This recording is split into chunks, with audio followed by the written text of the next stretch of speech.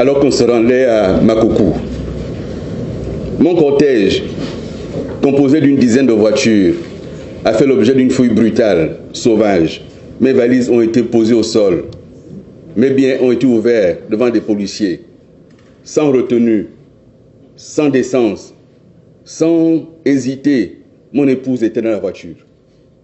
Ça, c'est le CTRI 2025. Pour quelle raison? Parce qu'on va rencontrer des Gabonais. Pour quelle raison? Parce que notre parole va ouvrir les oreilles des Gabonais. Pour quelle raison? Parce que les écailles vont tomber des yeux. Pour quelle raison? Parce qu'en réalité, seule la parole fait peur. Et c'est pour ça qu'ils veulent contrôler toute la parole. Ils veulent empêcher qu'on s'exprime. Mais je vous le garantis, rien ne me fera reculer. Absolument. L'hôtel a été fouillé 4 fois, en moins de 30 km. 4 fois.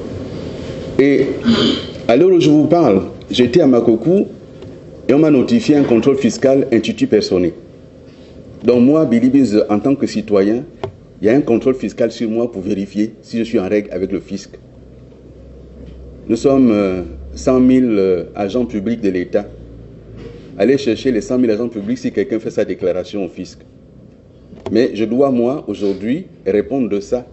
Et je réponds de ça depuis que j'ai dit je ne suis pas d'accord avec vous. Et donc ce harcèlement-là, il est là, il continue, mais peu importe, je vais répondre. Je suis dans un pays normal avec des lois.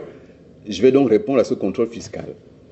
Mais je fais observer que c'est inhabituel et que c'est des méthodes du passé que nous avons tous aujourd'hui le devoir de laisser.